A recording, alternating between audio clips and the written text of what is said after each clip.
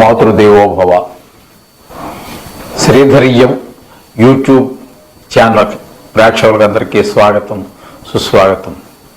ఈ వారం అంటే 28 జనవరి 2024 నుండి 3వ తారీఖు 2వ నెల అంటే ఫిబ్రవరి 24 వరకు మీనరాశి వారికి గోచారం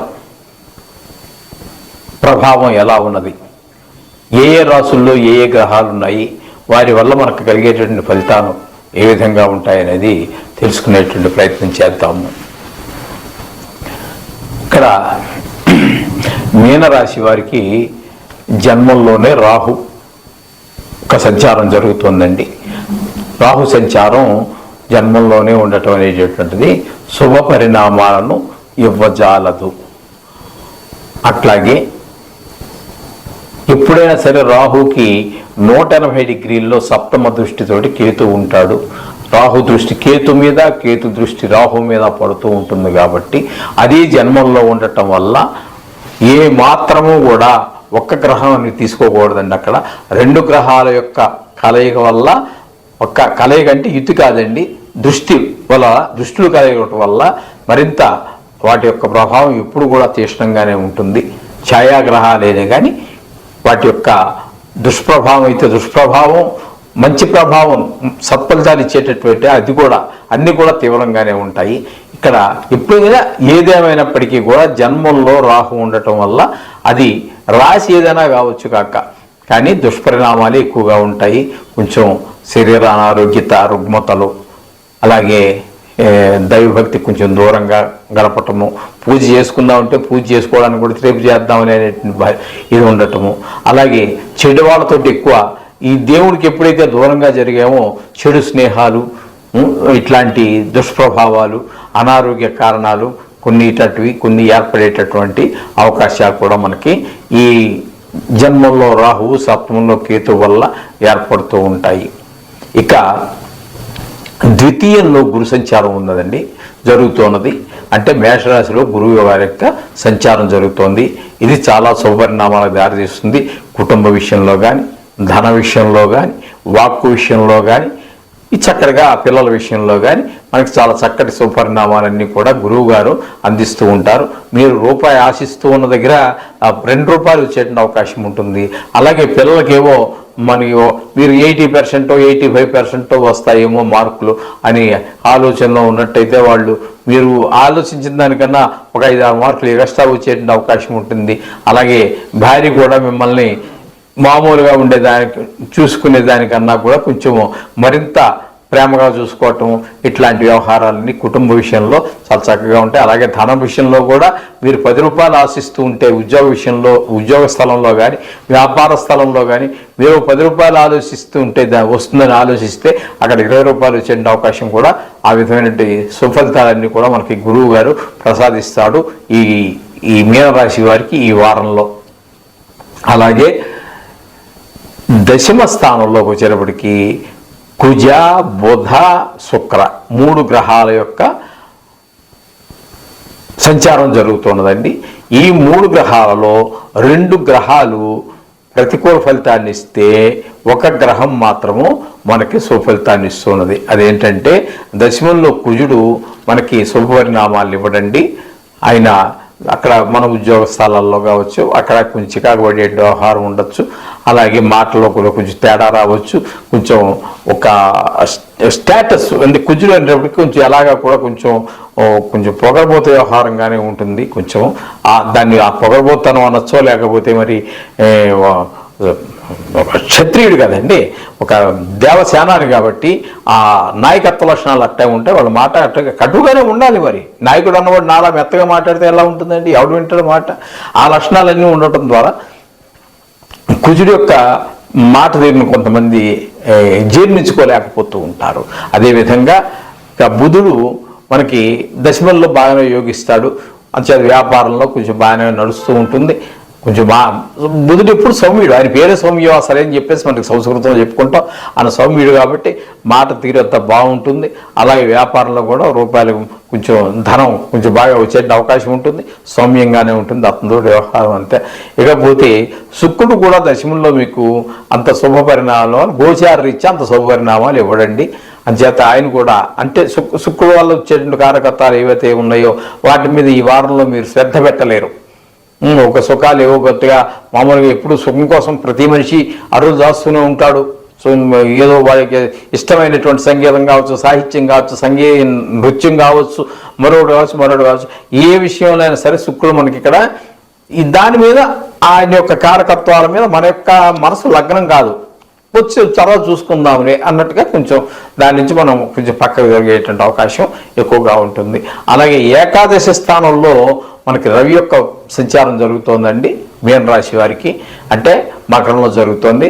మకరంలో రవి సంచారం అనేటువంటిది ఏకాదశం కాబట్టి ఏకాదశంలో ఏ గ్రహం ఉన్నా కూడా అటు జాతక రీత్యా ఇటు గోచార రీత్యా కూడా అన్ని శుభపరిణామాలు ఇస్తాయి. ఏ గ్రహమైనా సరే, నైసర్గిక శుభగ్రహం కావచ్చు, నైసర్గిక పాపగ్రహం కావచ్చు, ఏదైనప్పటికీ కూడా దానికి మిగతావి నైసర్గిక శుభగ్రహమా, నైసర్గిక పాపగ్రహమా, స్థితి చేత మళ్ళీ ఏమైంది, ఈ గణితమే అవసరం లేదండి. 11వ స్థానంలో కనుక మనం తీసుకున్నట్టయితే ప్రతి గ్రహము యోగించి తీరుతుంది. ఇక్కడ రవి యొక్క గమనం కూడా వల్ల మీకు 11 అన్ని విద్య విషయంలో, ధన విషయంలో, మరొక విషయంలో అన్ని విషయాల్లో కూడా మీకు లాభమే కనబడుతూ ఉంటుంది. ఆరోగ్య విషయంలో కూడా అన్ని చక్కటి పరిణామాలన్నీ ఏర్పడుతూ ఉంటాయి. అవన్నీ మనం లాభస్థానంగా మనం పేర్కొంటూ ఉంటాము. అవన్నీ చక్కటి ఫలితాన్ని ఇస్తాయి. ఇకపోతే ఇక మీనరాశి వారికి ఈ శని వ్యయ స్థానంలో ఉన్నాడు. అయితే మనం ప్రతిసారి చెప్పుకుంటున్నట్టుగానే ఇక్కడ ఆయన స్వక్షేత్రం కాబట్టి కొంత మినహాయింపు, చాలా వరకు మినహాయింపు ఉంటుంది. ఆ స్థానం ఏ స్థానం కాబట్టి కొన్ని దుష్పరిణామాలు ఉన్నప్పటికీ చాలా వరకు మనకి స్వక్షేత్రం మూలాన ఆయనకి మనకి చాలా మినహాయింపులు ఉంటాయి. ఆయన కూడా మనకి ఒక రకంగా శుభగ్రహంగానే మనం తీసుకోవచ్చు. అశుభ ఫలితాలు చాలా తక్కువగా ఉంటాయి. ఇక్కడ మొత్తం మీద చూసుకున్నట్టయితే గురువు, బుధుడు, రవి, శని 4 గ్రహాల యొక్క అనుకూలతగా కనిపిస్తున్నది.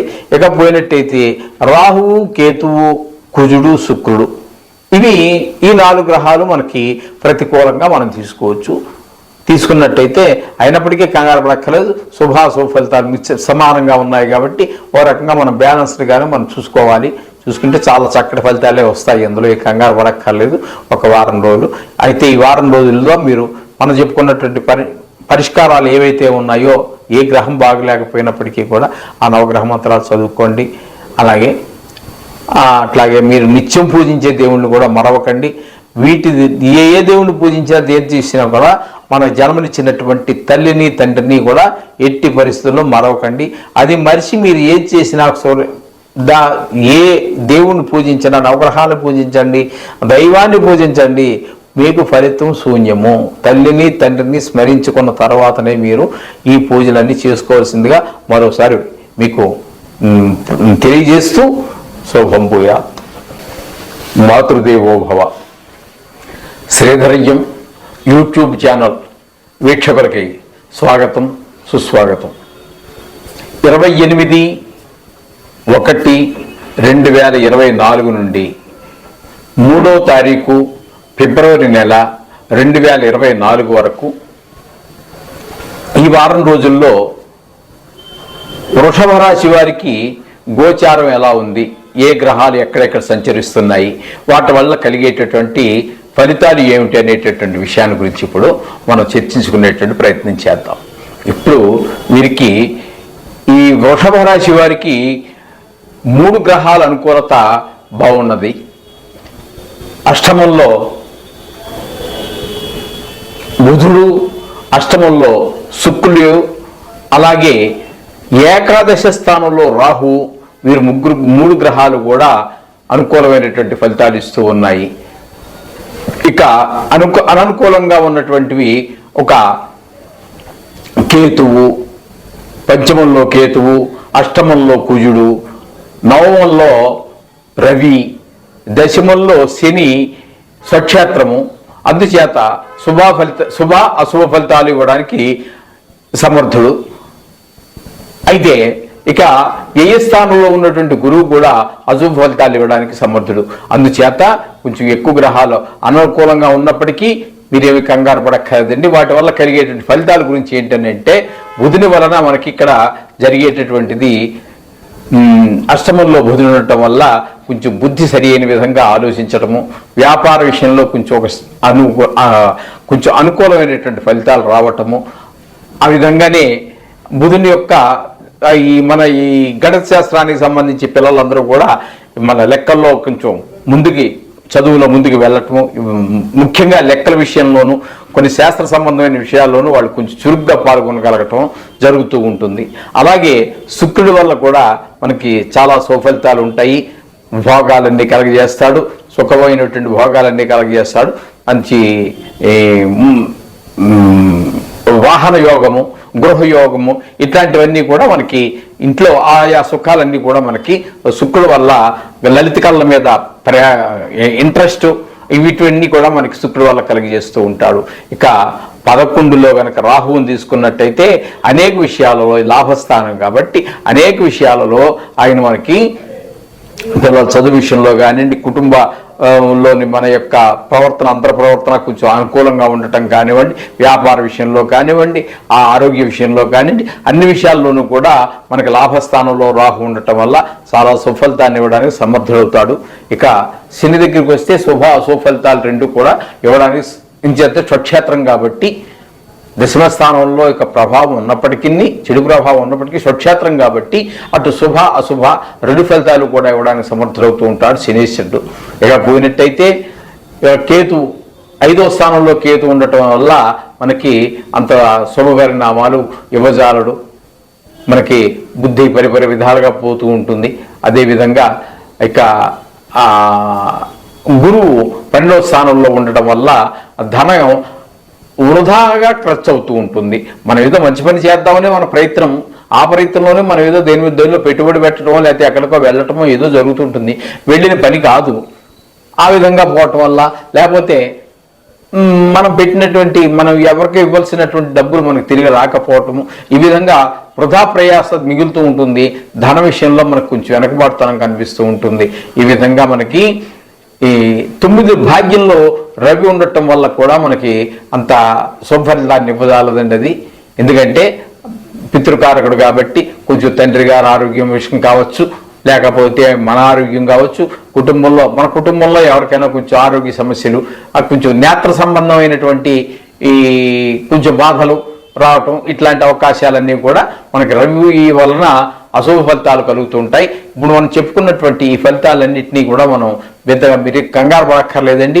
మనం చెప్పుకుంటున్నట్టుగానే ఆయా గ్రహాలకు సంబంధించి దోషం భూయిష్టంగా ఉన్నటువంటి వాటిని కొంచెం జాగ్రత్తగా చూసుకుంటూ ఉండండి. నవగ్రహ పారాయణ చేసుకోండి. అలాగే వీలుంటే వారంలో ఒక రోజున మీరు నవగ్రహాలు ఉన్నటువంటి గుడి దగ్గరికి వెళ్ళి నవగ్రహ ప్రదర్శన 9 ప్రదర్శనలు చేయండి. అదేవిధంగా ఇందులో మనం ఏదో జరిగిపోతుంది, అద్భుతం జరిగిపోతుంది అనేటటువంటి బడాయి కబుర్లు ఏమి ఉండవండి. ఎందుకంటే గోచారం జాతకంలో ఒక భాగమే, అందుచేత ఫలితాలు కూడా ఒక భాగం మాత్రమే. అందుచేత దీనిలో యోగాలంటూ ఉండవండి. గోచారంలో యోగాలు ఉన్నాయని కొంతమంది చెప్తున్నారు, ఆ విషయం అయితే నాకు తెలియదు. కానీ యోగాలు అయితే గోచారంలో యోగాలంటూ ఉండవండి. నాకు తెలిసినంత వరకు నా పరిజ్ఞానం సహకరించిన మేరకు చెప్తున్నాను. అందుచేత గోచారంలో యోగాలు ఏమి ఉండవు. కానీ అందుచేత మీరేం చేస్తారంటే ఇక్కడ ఇందులో బడాయి కబుర్లు చెప్పడం ఏమి ఉండదండి. మీరేదో ముట్టుకున్నదంతా బంగారం అయిపోతుందని లేకపోతే కోటీశ్వర్లు అయిపోతారని ఈ విధమైనటువంటి ఏమి ఉండవు. అలాగే బాగలేని గ్రహాన్ని వల్ల మీకు ఏదో చాలా మీరు భయపడిపోయేంత ఏదో జరిగిపోయేటట్టుగా మేము చెప్పమండి. ఎందుకంటే అక్కడ ఏమి లేదు. దీంట్లో మనకు కొంతవరకే తెలుస్తుందండి. అది చాలా తక్కువ భాగం మాత్రమే మనకు తెలుస్తుంది. అవన్నీ జాతక రీత్యా మాత్రమే తెలిసేటటువంటి విషయాలు. పూర్తి జాతకంలోనే దానికి దీన్ని అనుసంధానం చేసుకుంటే తెలుస్తాయి.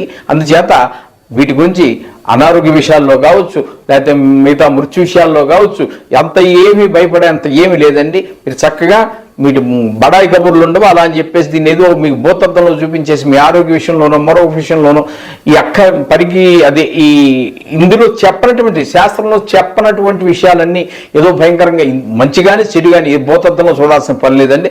మామూలుగా మామూలు గ్లాస్తో చూస్తే మనకు తెలిసిపోతుంది, ఏం అక్కర్లేదు, గ్లాస్ లేకుండానే కళ్ళతో చూసుకుంటే ఇదంతా సామాన్యంగానే కనబడుతుంది. ఇది సహజం, ఇది ఒక చక్రం అంతే, తిరుగుతూ ఉంటుంది, కింద మీదకి వస్తుంటుంది, మీద కిందకి వస్తుంటుంది, అందుచేత సామాన్యంగానే జరుగుతూ ఉంటాయి ఇవన్నీ కూడా.